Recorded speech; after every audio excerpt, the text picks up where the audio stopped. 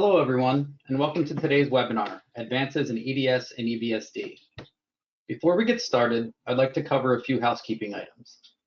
If you have a question, please submit it through the questions pane on your console. Any issues regarding connectivity and webinar viewing will be addressed immediately. We will attempt to answer any questions for the speaker at the end of the presentation.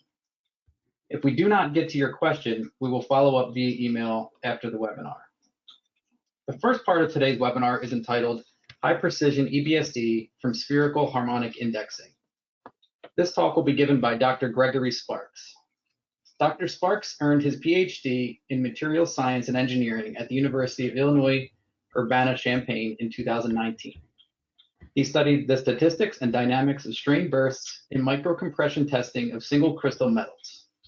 Since then, he has worked as a postdoctoral researcher on a joint project for The Ohio State University and the Air Force Research Laboratory, implementing advanced SEM characterization techniques into a 3D serial sectioning workflow with the goal of advancing understanding of fatigue crack initiation and growth. His primary research interests are microscale deformation mechanisms in metals and techniques for investigating them. Now over to Dr. Sparks. All right, thanks for the introduction. Let's see, okay, and here we go. With that out of the way, welcome to my presentation, High Precision EBSD from Spherical Harmonic Indexing. So first, I will give a brief overview of EBSD indexing techniques. Every form of indexing begins with the raw EBSD patterns formed by electrons diffracting from various planes in the crystal, as shown in the figure here. Conventional, or Huff indexing, uses the Huff transform to locate Kikuchi lines corresponding to diffraction from individual planes in the experimental patterns. It then identifies the final crystal orientation based on the angular relationships between these planes as compared with lookup tables generated for specific crystal systems. This approach is fast, easy to automate, and reasonably tolerant of noisy patterns. However, it does not provide impressive orientation precision, typically on the order of 0.5 degrees, give or take a few tenths of a degree. The first technique, commonly referred to as high-resolution EBSD, was introduced in a 2006 paper by Wilkinson, Meaden, and Dingley. Pairs of EBSD patterns are compared using image cross-correlation in multiple subregions, with an example of such subregions shown as the white squares in the figure here. The relative orientation of two similar scan points can be determined with extremely high precision, better than 0.01 degrees in optimal conditions. However, it has difficulties handling large changes in relative orientation, as the patterns will have shifted to the point that there is no overlap for cross-correlation without further processing. It also requires very high resolution and high quality patterns for best precision. Dictionary indexing is an interesting method based on a pixel-to-pixel comparison of each experimental pattern with a dictionary of dynamically simulated patterns, sampled uniformly across the space of all possible orientations. The orientation of the simulated pattern that best matches the experimental pattern is taken as the indexed orientation. While this initial result is generally rather imprecise, on the order of 0.7 degrees, it displays incredible robustness against noise and low pattern resolution, being capable of indexing raw patterns with no humanly identifiable features whatsoever. The orientation precision can also be significantly improved by a second stage refinement operation following initial indexing. However, the brute force comparison is quite slow without throwing a massive amount of computing hardware at the problem. As initially introduced, spherical harmonic indexing was intended as a more computationally efficient version of dictionary indexing with similar advantages of robustness against noise and tolerance of low pattern resolutions. In the following slide, I will go over how it works in more detail. I should also thank Will Lenthy and Mark DeGraff for making their spherical harmonic indexing code publicly available as EM-Sphinx. So in this method, first, diffraction is simulated for every possible orientation of the desired crystal structure with the appropriate sample tilt and electron beam energy for the experimental conditions. Both the simulated master pattern and the experimental patterns are then projected onto a sphere and decomposed into spherical harmonic functions. The cross-correlation between each experimental pattern and the master pattern can then be efficiently found in harmonic space in a manner roughly analogous to finding the cross-correlation of two functions in Fourier space. This initial solution can then be refined using Newton's method to improve the overall precision, as the analytical equation for the cross-correlation magnitude is known but difficult to solve explicitly. This determines the rotation which causes the experimental pattern to most closely match the master pattern and therefore the crystal orientation. So when I initially read about this method, I was intrigued by the paper's description of the precision improving along with the noise tolerance as the conversion bandwidth was increased, so I decided to see just how far I could push it. But before I go further, I should explain exactly what I mean by bandwidth in the context of spherical harmonic indexing. The bandwidth is simply a unitless integer used as a parameter for the spherical harmonic decomposition. Increasing the bandwidth increases the number of spherical harmonic functions summed when converting pattern data into harmonic space, which therefore increases the fidelity of the conversion as the bandwidth increases, as seen in the figure on the left. However, increasing the bandwidth also drastically increases the amount of processing time and memory used to perform this conversion, so it is advantageous to keep it as low as possible. This is particularly true for conversion of the experimental patterns, as each must be converted individually, while the master pattern only needs to be converted once and can simply be referenced thereafter.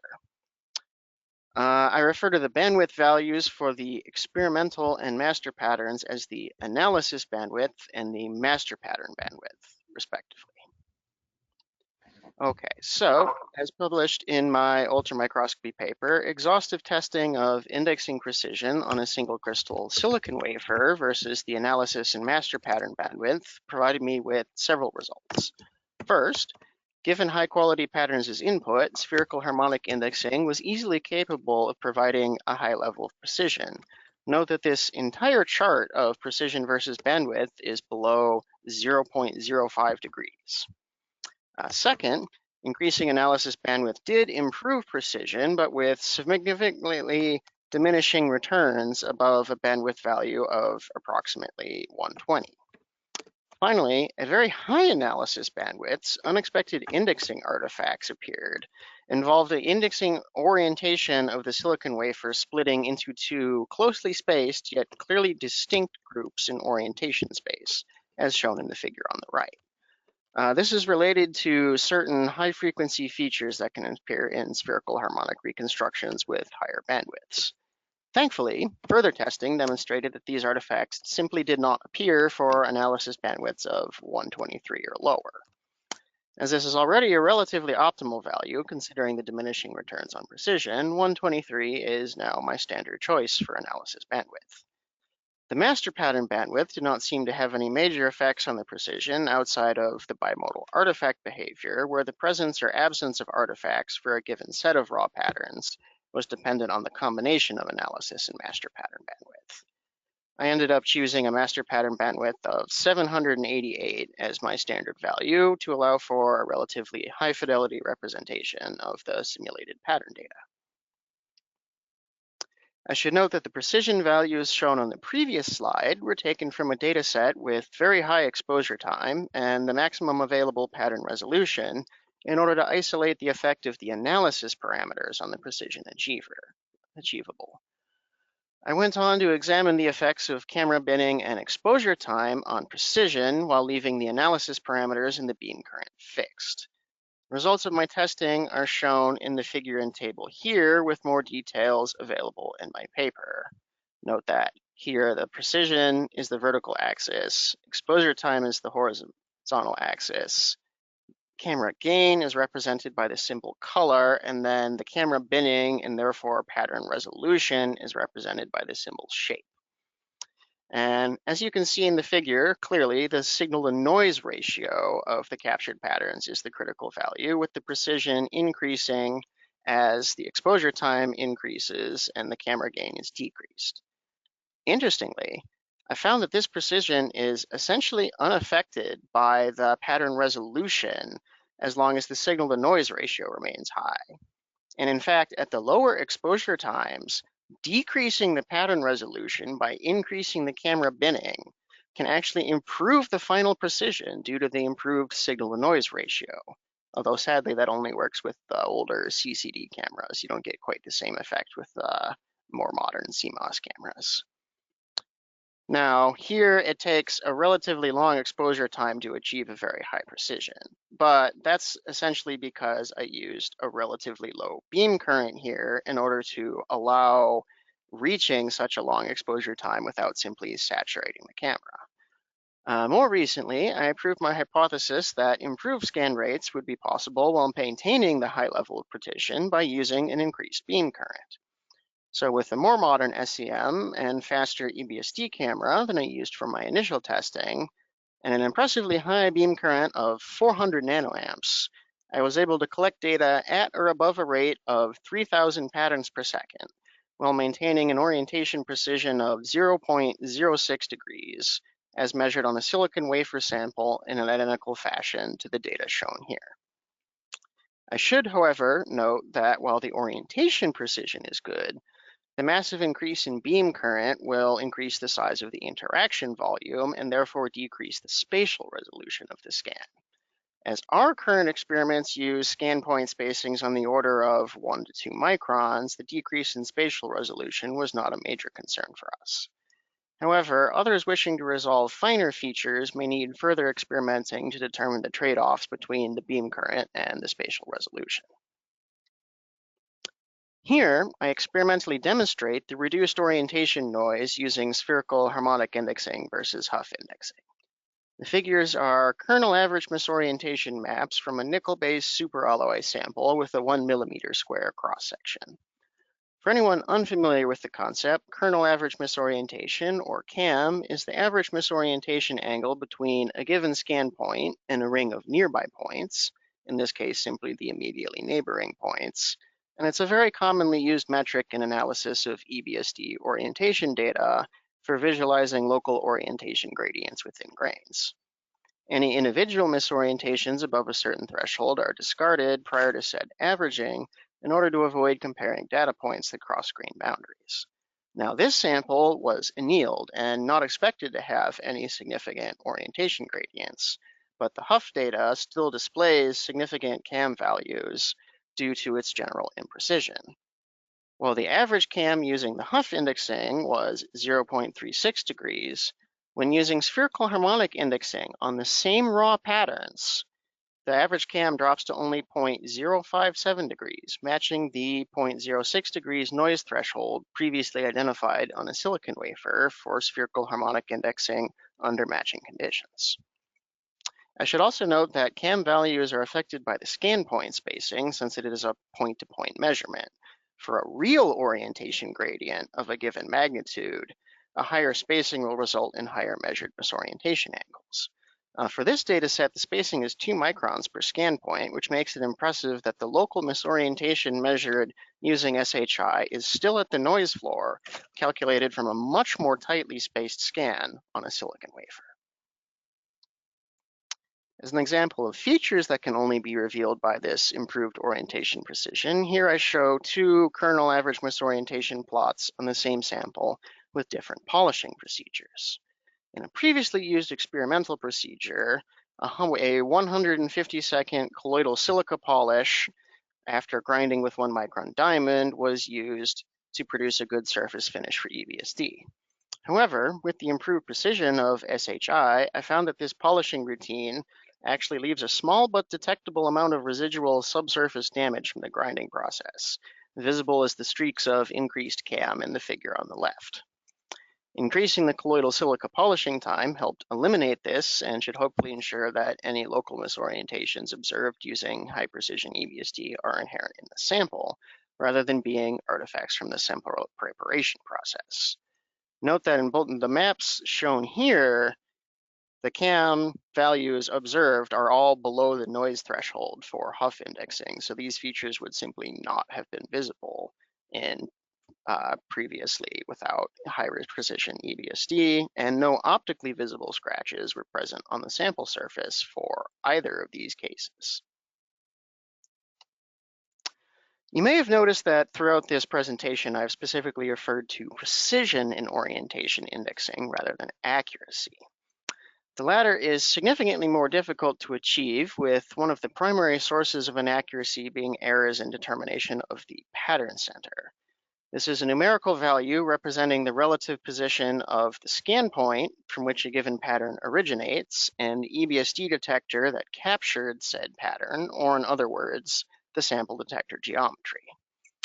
The pattern center is generally measured as a triplet of values x star, y star, z star, where the three values are simply the x, y, z coordinates of the interaction volume on the sample, as measured in the reference frame of the detector, where the x and y coordinates are in the plane of the detector screen, and the z coordinate is measured normal to the screen.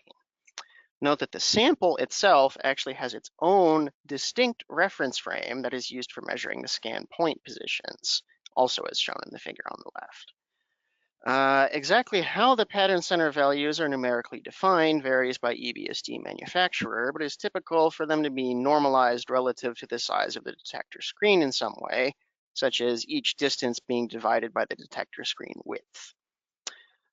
Any errors in determination of the pattern center will directly affect the indexed crystal orientation, with small errors causing small orientation shifts, while large errors can cause spectacular misindexing or even complete indexing failure.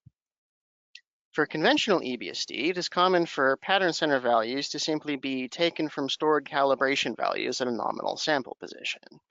These are generally close enough to allow successful indexing. Any inaccuracy in the absolute orientation from differences between the stored value and the unknown true value is simply ignored. This is sufficient for many practical purposes, especially if only using relative metrics such as kernel average misorientation. But 3D data fusion of orientation maps from serial sectioning is an example of where absolute orientations can be important.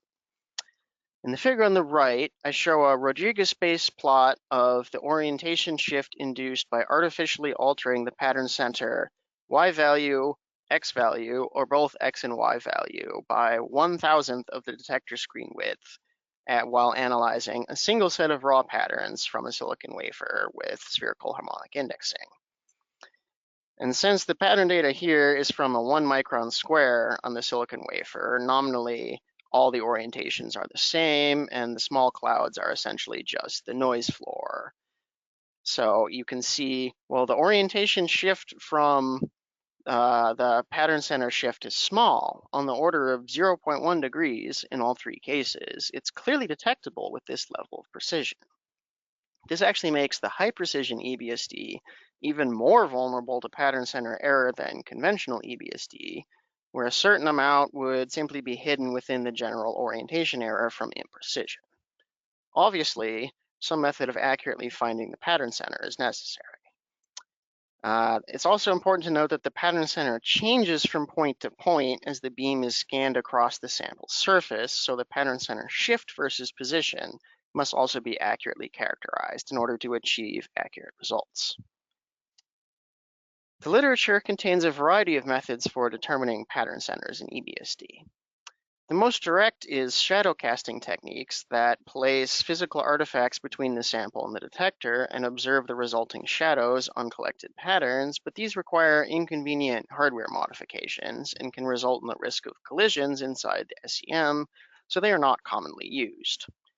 One popular method is the moving screen technique shown in the figure on the left, where the EBSD detector is retracted to several different distances from the sample and patterns collected at each distance, as this will visibly identify the pattern center as the point on the detector screen around which the rest of the pattern is magnified.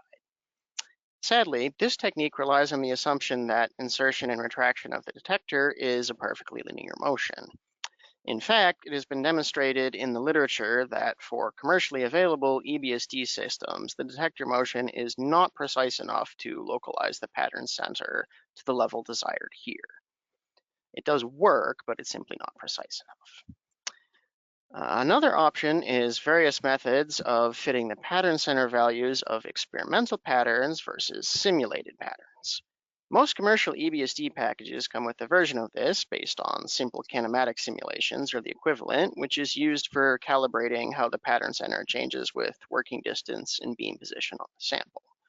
While fast and easy to use, these routines generally do not provide PC localization to better than perhaps 0.5% of the screen width, sufficient for conventional EBSD, but not good enough for our purposes. More advanced dynamical simulation software is theoretically capable of better precision, but while the schematic here is shown as a two-dimensional input space to allow the figure to actually be comprehensible, in fact, it is a six-dimensional and highly nonlinear optimization landscape with 3 variables defining the crystal orientation and 3 variables defining the pattern center coordinates. Worse, even when actually near the true value of orientation and pattern center, the optimization landscape can have very shallow minima in the similarity metric, as the changes in the output pattern from a small orientation shift are very similar to the changes from a small pattern center, although thankfully not identical. Despite these difficulties, in the end, I chose to use fitting versus simulated patterns as my method for finding the detector geometry due to its ability to be applied in post-processing with minimal alterations to the experimental procedure. In particular, I selected a method very recently demonstrated by Zhu et al., which uses a differential evolution algorithm to locate the optimal solution in the complex and nonlinear search space. Mark DeGraff's EMSoft dynamical diffraction simulation software is used to generate the simulated EBSD patterns for comparison. The figure here is multiple views of a 3D scatter plot of my results from 2,500 PC fitting runs on a single experimental pattern, which I used to demonstrate to myself that this stochastic method would converge with sufficient consistency for my purposes. In fact, I actually had to change my pattern acquisition parameters several times to reach a level of consistency I considered acceptable. Once again, the critical factor seems to be the signal-to-noise ratio of the patterns. My final parameters for acquisition were actually identical to my high-speed EBSD scan parameters, but with the addition of 16 times frame averaging for reduced random noise and an additional step of background correction in post-processing. The final consistency in convergence of the pattern center proved to be about 0.06% of the detector screen width, with a corresponding potential orientation error of very roughly plus or minus 0.06 degrees from imprecision in the pattern center fitting, which is thankfully on the order of the noise floor for spherical harmonic indexing. As this fitting algorithm takes a relatively long time for analysis per point, my plan was to acquire a sparse grid of high-quality patterns covering the majority of the sample and then fit the pattern center shift versus position using the results across this grid, which allows characterization of the PC shift for the true surface orientation of every sample scanned, as opposed to the conventional method of calibrating the PC shift geometry once and then applying it to every dataset uniformly. It also provides redundancy against the occasional bad fit from a pattern acquired in a grain boundary overlap region or near a piece of debris on the surface. The figures shown here appear 2D, but they're actually side views of a planar fit to point clouds of one pattern center component plotted versus scan point position in X and Y. In the figure on the left, the X component of the pattern center is the vertical axis, while in the figure on the right, the Y component of the pattern center is the vertical axis. From simple geometry, it is expected that as long as the sample surface is planar, the X component should vary linearly with X position, and similarly the Y component should vary linearly with Y position. We can see that this is indeed very much the case. However, the astute viewer may notice that the variance in the fitted pattern center values in these plots is actually higher than in my consistency test on the previous slide. This is due to some slight effects on the fitted pattern center from the orientation of the crystal producing the initial pattern, as well as other possible issues such as lower power quality patterns near surface debris or grain boundaries. These figures nevertheless demonstrate the concept nicely, including its resilience to error in determination of any individual pattern center. All right, and so now we are coming up on questions. So as a reminder, please submit all inquiries through the questions pane, and thank you for listening to my talk. All right. Thank you, Dr. Sparks. Does anybody have any questions they'd like to post? Please do so in the chat. We do not have any questions at the moment, but we'll wait a minute or two.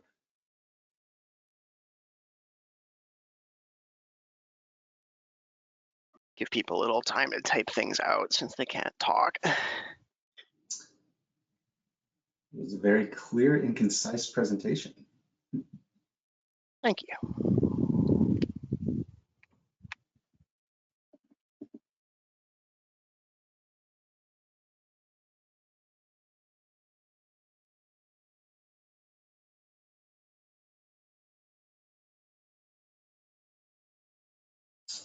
We'll wait just another moment for questions. So if you have a question, please get it into the chat.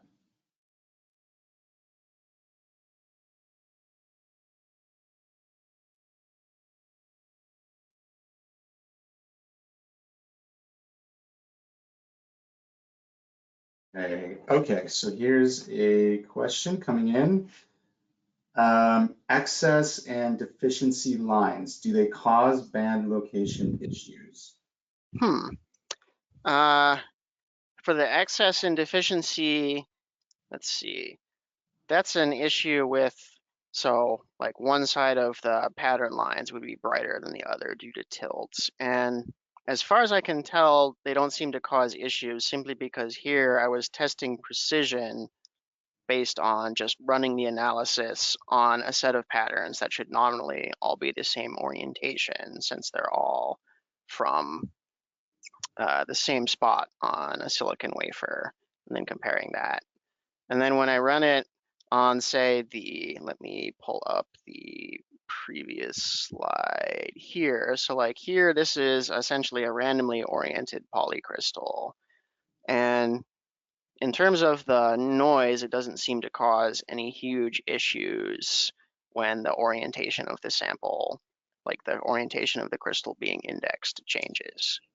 You can, if you look closely, see a slight effect near grain boundaries where you start to get pattern degradation from more than one pattern being generated from the same interaction volume. Does that answer your question? I'm not sure if we're going to get feedback on whether or not it answered, but a couple of questions came through, so let me continue with them. What is the speed of the algorithm compared to the Hopf transformation? That is an excellent question. Let's see. I don't have a slide here, but the speed depends significantly on the conversion bandwidth. Using my relatively typical desktop for processing, it runs at a speed of about 20 patterns analyzed per second, which is quite slow compared to the Hopf indexing, which is fast enough to be used in real time while capturing patterns at 3,000 patterns per second. However, I have been informed that EDX is actually implementing this analysis method in a more efficient manner in their software, so that may improve things significantly, say up to several hundred patterns per second, which would still be slower than Hopf indexing. Great, thank you. Next question, how does it work for pseudo-symmetric crystal structures? Let's see, I have not personally tested that. However, Will Lenthe actually has a paper specifically on like predicting pseudosymmetry issues just from the simulated pattern center. Let's see, there you might want to use dictionary indexing possibly, which is even slower sometimes, but can more precisely match like very subtle differences in the pattern. Whereas at the conversion bandwidth of 123, the patterns are fairly like averaged out. the experimental patterns. All right, thank you. And the next question is, how about magnetic fields distorting the acronym EBSPS? Not sure if that was typed correctly. No, that's EBSPs, yes, electron backscatter EBSP, patterns. okay. I have not tested that, but, or rather, I have not deliberately tested that. But again, this was tested on a nickel superalloy, which is at least somewhat magnetic. Let's see. I assume it would probably depend on the strength of the distortion. In particular, again, the dictionary and spherical harmonic indexing can be very robust to noisy patterns, but the precision would almost certainly decrease significantly. And it's a lot harder to characterize exactly how bad the precision is in, say, a deformed state versus an undeformed sample. Although if you have a magnetic undeformed sample, I suppose that could be tested. Great, okay. So the next question actually begins with a comment. I love how the precision is improved. However, does this mean that the sample preparation must be much more careful for measurements like KAM? Yep, that's pretty much exactly what I show here. You have to put significantly more effort into the sample preparation to ensure that you've removed all like artifacts from the preparation process, because now you can see things that you couldn't before. And sort of connected, when using SHI versus the conventional Huff indexing to show lower misorientation with CAM, how valid is the process? How valid is the process data? And can you confirm that your misorientation is that low with techniques like neutron diffraction? That's actually an excellent question. I have not tried that so far. Again, I've just been using like samples where the known level of deformation is very low, like the silicon wafer sample, various different silicon wafers, etc. That would be an interesting way of empirically determining how good it is. Let's see. Great. I don't personally have access to a neutron diffraction setup, sadly. Well, that is the end of the questions. Thank you, audience, for asking some excellent questions. And thank you, Dr. Sparks, for the wonderful presentation on this indexing technique. We're now going to transition to the next presenter. Jonathan? Thanks, Bill. Before I introduce the second speaker for today's webinar, I'd like to invite you all to register for the upcoming On the Scope, a masterclass in practical scanning electron microscopy. The program is hosted by the Ohio State University Center for Electron Microscopy and is sponsored by EDX. The course consists of two components. The first component will be held on May 1st to the 3rd and includes a series of lectures and demonstration sessions. It's 100% live, online, or in person. The second component is in person and includes hands-on training on the electron microscopes. This will be held in smaller groups with one session on May 4th to the 5th and another on May 8th to 9th. One thing we want to emphasize is the masterclass is not designed to overload you with slides in microscope theory. Attending does not require a background in microscopy to gain meaningful knowledge that you can apply immediately wherever you perform your SEM work. The course is structured to maximize hands-on experience. You'll be guided through the best practices of operating an SEM, from SEM alignment and imaging to chemical analysis in the SEM. More advanced SEM users will also have a lot to gain by attending this, as there are several advanced SEM topics covered. The masterclass is led by expert microscopists who you will have access to throughout the course. So no matter what level you're at, if you're aspiring to become better at SEM operation, this class is for you. The registration link can be found on this slide. Please note that the early bird discount ends on April 10th, but the registration will remain open until April 21st.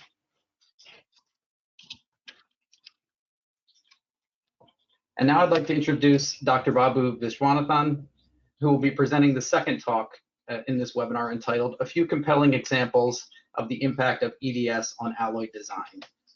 Dr. Viswanathan is currently a research professor in the Material Science and Engineering Department at The Ohio State University in Columbus, Ohio.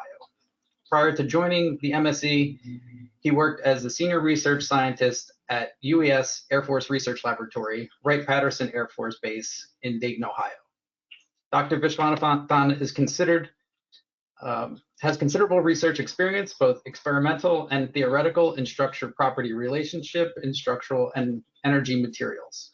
Specifically, he has initiated and conducted research, both independent and collaborative, in the advancement of titanium, nickel, and iron-based alloys, intermetallics, and high-entropy alloys. He has decades of experience in analytical electron microscopy techniques in the areas of diffraction, high-resolution microscopy, high-angle annular dark field STEM microscopy, EDS and EELS, and X-ray spectroscopy and imaging simulation methods such as defect simulation and electron exit wave image reconstruction techniques. His research also includes the use of additive manufacturing methods for the development of titanium, nickel, and compositionally complex alloy systems. His collaborative research partners include government agencies, including the Department of Energy and Air Force Office of Scientific Research, and industries such as Rolls-Royce, General Electric, Pratt & Whitney, DNVGL, Chevron, and Exxon. Now over to Dr. Viswanathan.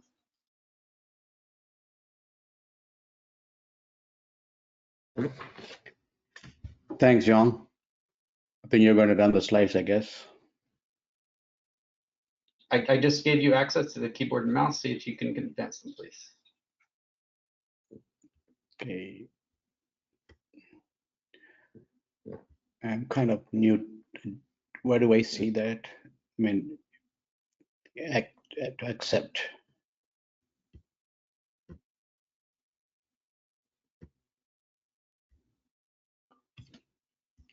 Is this through webinar or? Okay, I think it's good that you run the slide. I don't have access to that. Can we go right? Can I go back? Yeah, it's a collaborative work. And first name is mine. Jake Jensen now is actually working for Thermo Fisher after graduating from here in Portland, Oregon. And then the third author, Brian Welk, is a researcher here, and with Professor Mike Mills and Henry Fraser. So kind of collaborative work here. And next slide. So these are most people obvious, but still I want to just go over this, the advantages of EDS. It's got a very high sensitivity, right? We can measure the concentrations up to 0.1%. These days is even better than that. It's kind of useful for detecting trace elements and impurities in materials. It's also very rapid analysis. In a few minutes, you can get a composition analysis or elemental analysis. And it's a non-destructive testing, so you don't have to really do much to the sample. You're not destroying the sample, except that it needs to be polished and then looked at it. And it's a spatial resolution from the olden days, from few micron and nanoscale. Now the spatial resolution and EDS techniques, depending on the probe they're using, it's up to few atomic spacing these days. So it makes it useful for analyzing materials at any scale. And it is versatile, the range of materials, metals, ceramics, polymers, and biosamples. But while there are many advantages for the EDS, there are also some disadvantages to this technique that should be considered. Limited elemental resolution. For example, if your atomic number is very close to each other, it's going to be difficult to distinguish. So you need some mathematical algorithms to distinguish between those two. For example, sulfur and chlorine, they pretty much overlap with each other. And EDS generate X-rays, which is a very sensitive sample, biological samples. You could damage the samples. And sample preparation needs to be conductive, so some non-conductive samples need some special preparations. and it needs to be done under vacuum, so it can limit the type of sample that can be analyzed.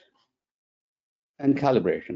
This is the major part. EDS requires regular calibration to ensure your results are accurate. Could be time consuming, and unlimited depth resolution. EDS depth resolution limiting, which means that it can be only used from the surface of the sample. This can be a disadvantage with the layered materials, coated materials, and if elemental composition may vary with depth. But recent advanced EDS detectors have solved some of the problems, or mitigated, and some are minimized.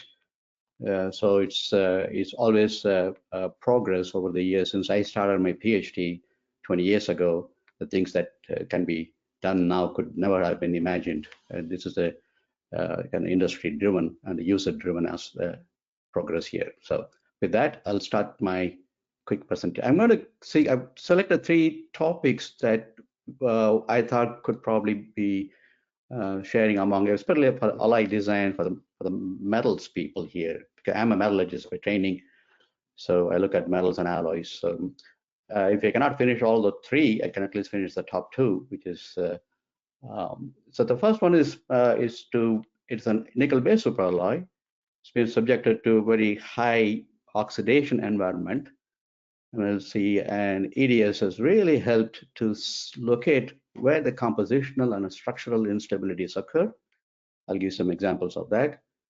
And the next one would be a high entropy alloy. This is the high entropy alloy has been in the business last 10 years or so.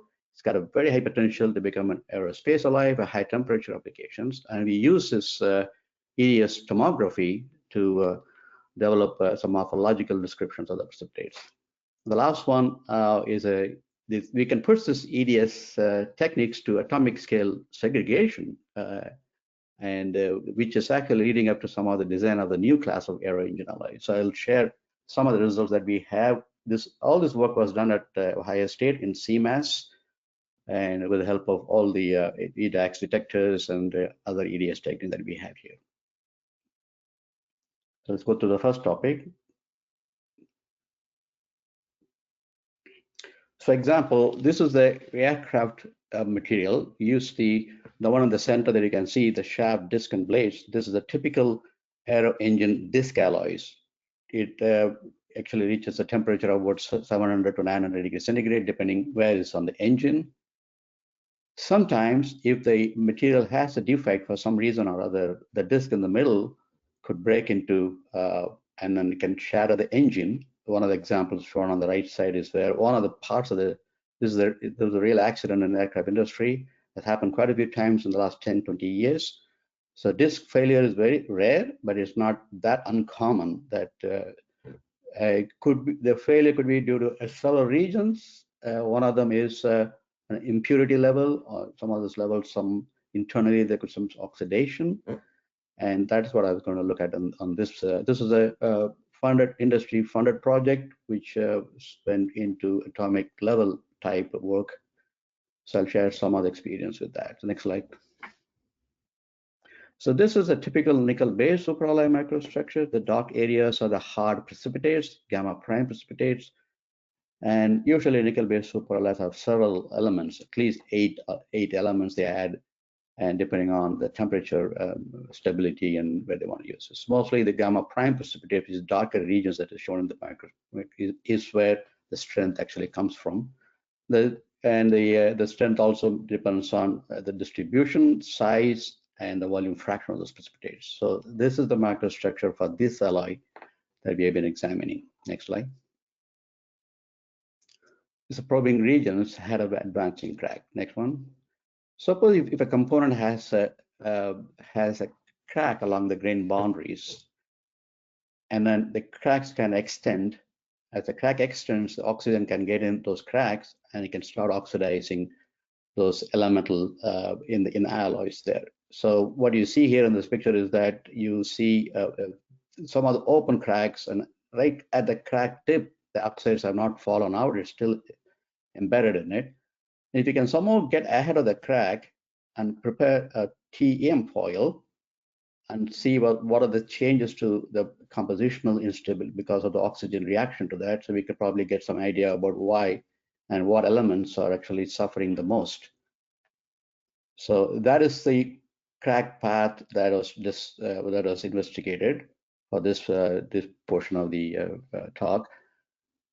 And if you look at it, that on the right side image, the arrow is where actually the compositional analysis was done from the open crack to the closed crack, but still oxidized and far ahead of the crack itself. So this is an open crack, heavily oxidized. You can see those lighter edges or the oxygen rich. So it's a HADAF image that shows a lighter average atomic number contrast. As you go inside the crack, you start oxidized, but the oxides are still intact. And if you further go a couple of 3 to 10 microns, if you go into along the boundary, then you can see this oxidation. It's not the visible oxidation has not happened yet, but you can actually capture the very early stages of oxygen damage in the rightmost image that you can see. We'll discuss that in a quickly. Next slide. The elemental segregation, oxidation. So this EDS techniques with the resolution that we have, with the high resolution that we have, we can actually map. On the left side is the HADAF image, and the middle and the right is aluminum and aluminum oxygen. So you can, if you know the composition of the alloys, you can actually map out where that element is. Next one. So you can see from the top in the middle, you can see the chromium is the most oxidizing element, right? That's the blue region there. But you can actually pick up where the segregation of these elements is happening.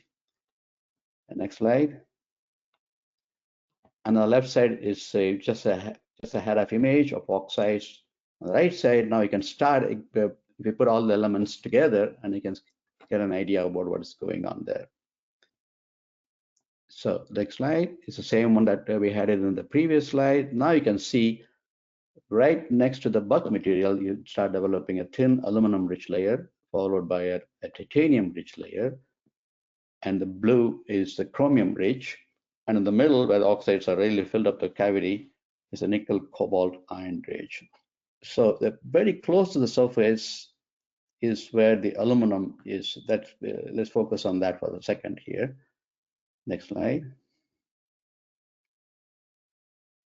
And then you move away from that fully oxidized towards the interior of the bulk. You don't see the bulk oxides there, but oxygen has traveled through the grain boundaries. And you can see that in the bottom two, the aluminum is the element that actually segregates to the most with oxygen in there. So the very thin layer, that is the kind of a beginning of your oxidation. So aluminum is the one. Where did the aluminum come from? The aluminum comes from those little round particles that you see, gamma prime particle, which is a strengthening particle. And if the aluminum tends to leave the particle, migrates to the grain boundary here. So that's the thing first thing happen. And the line analysis shows you that there is an increase in aluminum and oxygen across the interface. And if you want to probe a little further into the region ahead of this line, you can actually see how oxygen percolates through the bulk material and access the aluminum from those gamma prime particles there. So you can see the aluminum and oxygen elemental mapping. You can see those the dark areas where near the boundary where the gamma prime particles were there. Now it has lost its aluminum to the boundaries because of either oxygen is seeking the aluminum or aluminum is seeking the oxygen, but eventually aluminum ends up at the boundary. What happens because of that is because you lose aluminum, you lose the particles near the boundary and you lose the strength. So now the boundary near would lose the strength and the crack can advance further and further. So this was the first time ever shown this gamma prime particle, the strengthening particles in this alloy is actually dissolving because of the oxygen.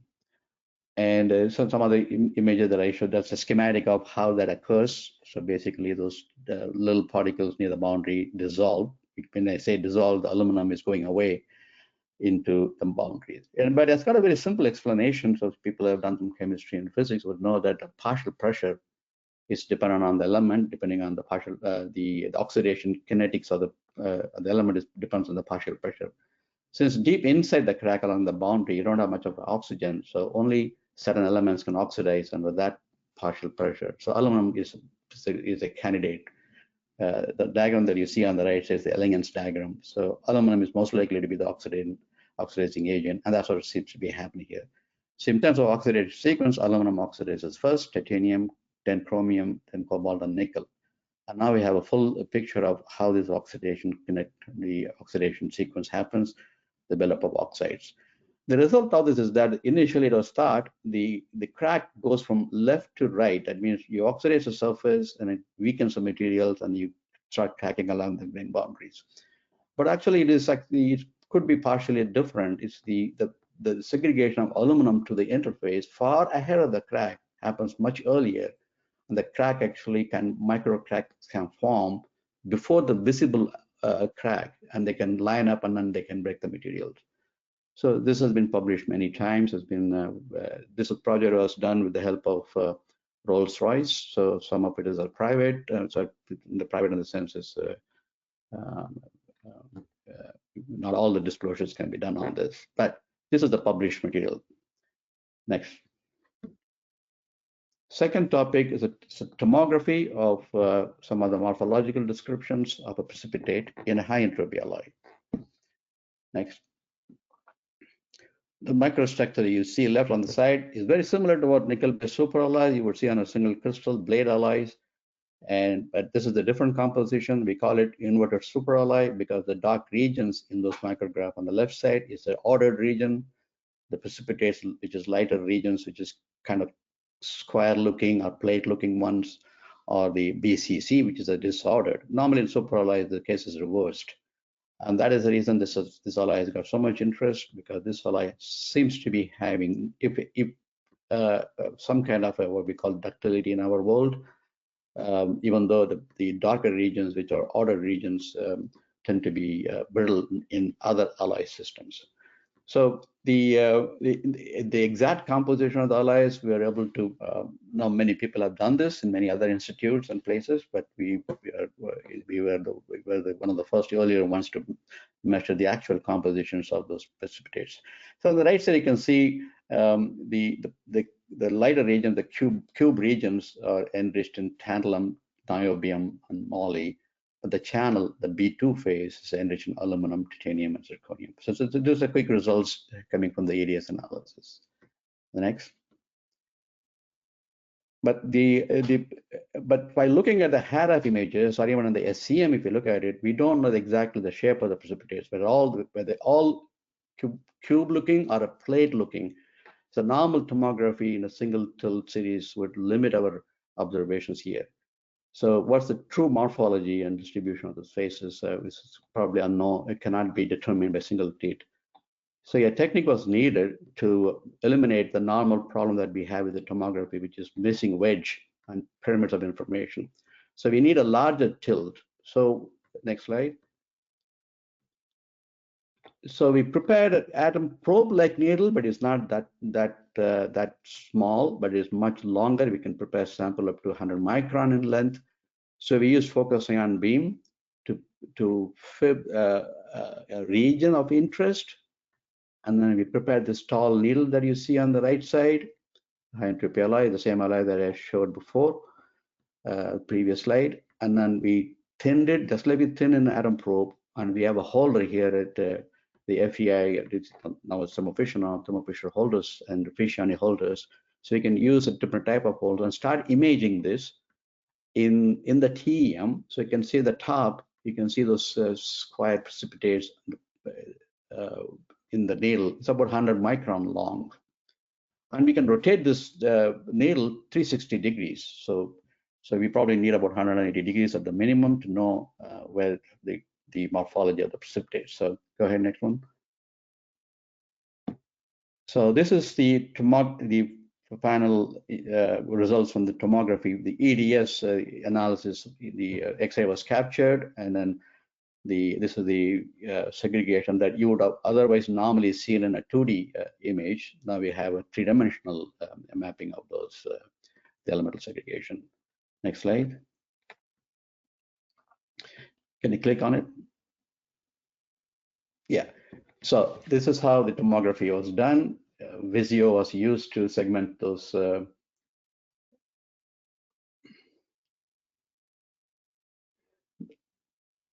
the top is just imaging segmentation.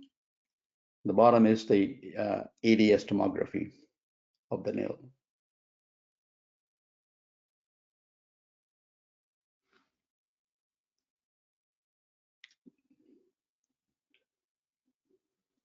Stop that. Next slide. So when you, in the top images that when if your HRF is sufficient to resolve the vein fine precipitates, then you can go with that. But sometimes the precipitate HRF resolution is not enough. The EDS gives you the much better analysis. From the top image, you can see on the right side, that's what we had on the two-dimensional image. We thought those were all like thin plates, but it happens to be a mixture of a cube next to plates. Both are very similar compositions, the same composition, same crystal structure, but some of them are forming tubes, some of them are forming the plates like. So this is a very useful technique to get the morphological and then the EDS also, the fine precipitates, we're able to do this. And this has a huge implication on how this alloy would coarsen and then would behave in real high temperatures. In the same alloy, if you look at the top one, this is the SEM EDS mapping. You can see those in the middle, aluminum, and the right side should be zirconium. Red one should be zirconium. So zirconium and aluminum, they segregate to the boundaries, which was limiting the ductility of these materials. And we didn't know that in the beginning until we found out that what kind of, so the EDS helped know initially what are the compositional there. And based on that, we did some diffraction work on the left side on the TEM. So we determined what is actually the crystal structure of those precipitates. And we could take all the way to the high resolution image. We know exactly the structure of the precipitates. So the whole point was that in this case, the EDS analysis helped to locate the source of brittleness in this alloy. So now we are in the process of developing an alloy which would avoid this precipitates and which would make it more ductile for applications.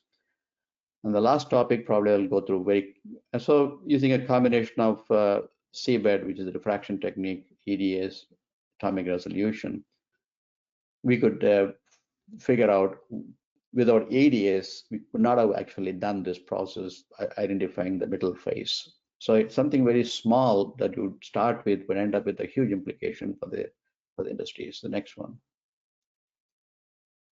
The last one is atomic scale. This I would have just one slide for this. So sometimes if you look at on the left side, this we did in 2015, which is an alloy, the super alloy. You see those lines running from top to bottom. Those are the stacking faults.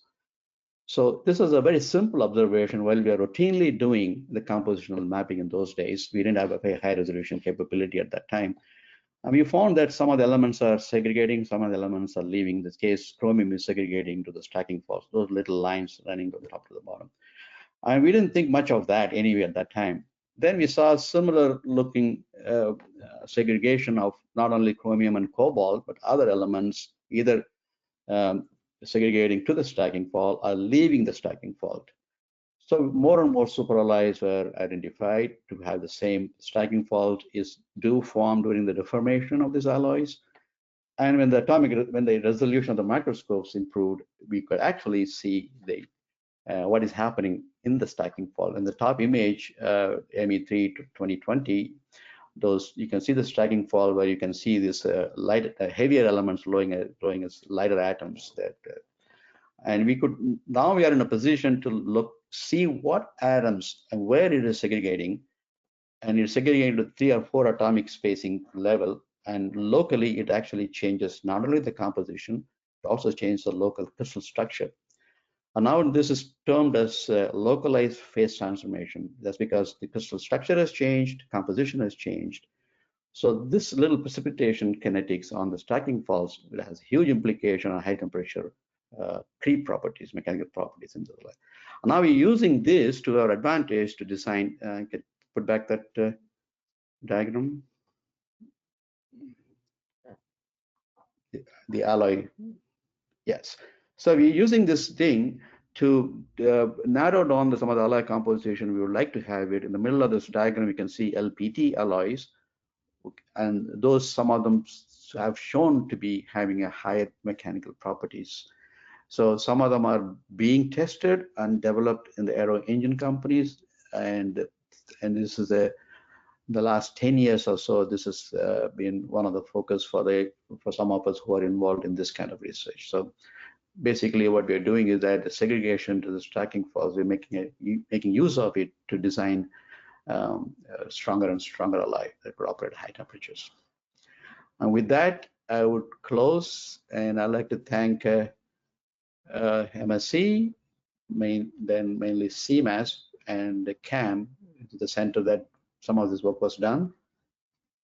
And for these 3 topics, we collaborated with Rolls-Royce, GE Aviation, and of course, Office of Scientific Research. And we thank EDAX and Gatan for their useful detectors, useful instrument, advanced technologies for helping this happen. Thank you. I'll answer questions if there's any. Thank you, Dr. Viswanathan, for a presentation that has implications for us all. That was very interesting. Please send in questions. At the moment, I do not see any questions have posted. But audience, please do send some questions so we can continue the conversation for another moment or two.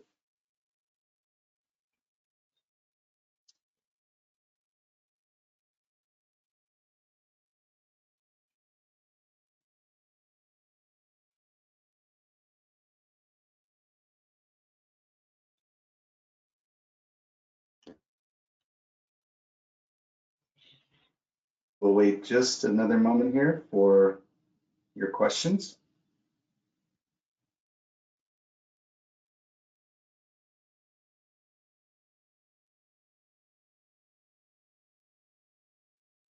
Okay, here comes a question. Does ion implementation cause issues? For example, phase transformations? Yeah, that's a good question. Sorry, to substitute a word, does ion implantation, not implementation, does ion implantation cause issues like phase transformations? I'm assuming that ion implantation coming from the focused ion beam, the sample preparation, I would assume that. And in this, the preparation of the first part of the talk was, I mean, I'm assuming is that what the question is about, ion implantation. Is it coming from, if there is a contamination from the fib, which is a gallium source in this case, you could always pick up some gallium. And with that, some oxygen could come with that too. So which is of less importance. It may be important to detect whether gallium or whether oxides are, but it won't change the kinetics of at least the first part of the talk, where there is the oxygen kinetics are there. And of course, in the high resolution, atomic resolution image, the samples are pretty much cleaned after the nanomilling, what we call nanomilling. It removes some of the amorphous layers caused by either gallium or amorphization of some of those elements. So there is definitely an effect of the ion damage from the sample prep, which are minimized by low kV milling of the samples before the characterization is done. Okay, thank you. Another question came in. I think this is a bit more of a general question. What is the most precise form of EDS scanning in the SEM? Point, line, or area under high magnification? Yeah, that's a very good question. Actually, that's as a user, like all of us know that it's a beam, the type of resolution that you want. If you want to go for a very high resolution, you go for low beam current, low beam size. And also, if you have to adjust the voltage, because the larger voltage gives you the larger depth, sometimes it will interfere with those the precipitators or whatever lying below the surface. So depending on what you want to do that, but I would say it's in my thing, if it's a small precipitate, I'd like to go for a line scan first to get an idea, very quickly an idea. The area scan, sometimes you'll run into the issues that the samples are partially charging or fully charged. The images would shift, even though there are cross correlation methods for each pixels. And the SEM is not as well developed as in the TEM level atomic resolution, where the algorithms have become able to track the same atomic column over sometimes minutes. Actually, you can track it. So if you're a beginner, I would just go with a spot analysis, a line trace, and then prepare a map and control your shift, the scanning errors. Right. And then again, it depends on the size of the precipitates, because then you have to adjust the voltage. You don't want to be having very high voltage. You'll be sampling beneath the precipitate that is at the top. That's a great question for the SEM masterclass. If I could get a final plug-in for that. Okay, I don't see any more questions. So with that, I want to thank our presenters, Dr. Sparks, Dr. Viswanathan. Thank you, audience, for attending. Have a great rest of the day. Thank you. Thank you, Bill. Thank you, John. Thank you.